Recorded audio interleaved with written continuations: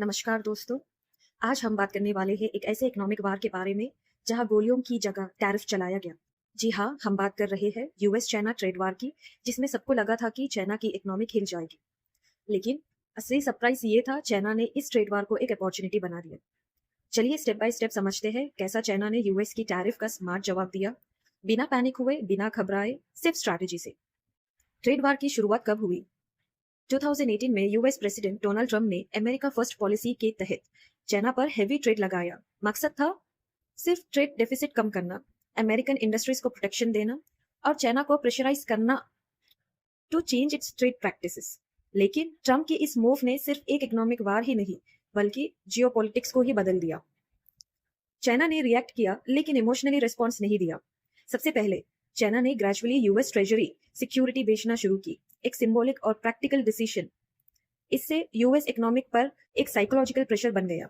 पर चाइना ने non tariff barrier लगाया, जैसे कि यूएस कंपनी पर ज्यादा स्क्रूनिटी, प्रोडक्ट्स सर्टिफिकेशन डिले करने लगा और लोकल लेवल पर प्रेशर टैक्टिक्स बढ़ा दिया। रियल स्ट्रैटेजी क्या था चाइना का? यहाँ से आता है चाइना का सबसे ब्रिलियंट मूव। इसका मतलब था अपने एक्सपोर्ट डिपेंडेंसी यूएस पर कम करना, ट्रेड को एशियन, अफ्रीकन, रशिया जैसे नए पार्टनर की तरफ डाइवर्ट करना और डोमेस्टिक कंजम्पशन को बढ़ा देना। 2021 तक चाइना ने एक्सपोर्ट का सिर्फ 13.7% यूएस को जाता था, जबकि पहले ये नंबर काफी ज्यादा थे। तो आप सोचते होंगे यूएस को कोई नुकसान हुआ? यूएस ने सोचा था चाइना को नुकसान होगा, लेकिन उसे खुद भी काफी बैकलैश मिला। मतलब उसका ही ज्यादा नुकसान हो गया।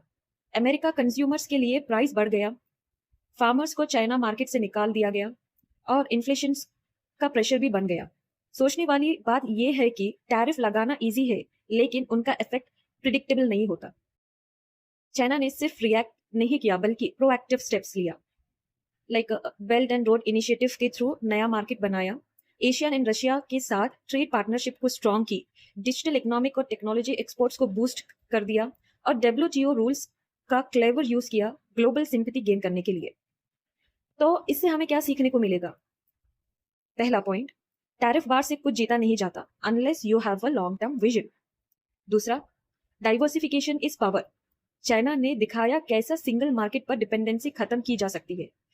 तीसरा, जियोपॉलिटिक्स। जियोपॉलिटिक्स में इकोनॉमिक्स सबसे बड़ा हथियार है। चौथा और सबसे बड़ा lesson, strategic calmness. Strategic calmness हमेशा इमोशनल रिएक्शन से बेटर होता है। तो दोस्तों, ये थी चाइना के रिस्पॉन्स की एक डिटेल एनालिसिस। यूएस सोच रहा था वो प्रेशर बनाएगा, लेकिन चाइना ने गेम पलट दिया, साइलेंटली, स्मार्टली। अगर आपको ये ब्रेक डाउन पसंद आया हो तो वीडियो के लिए लाइक कीजिए, अपने दोस्तों के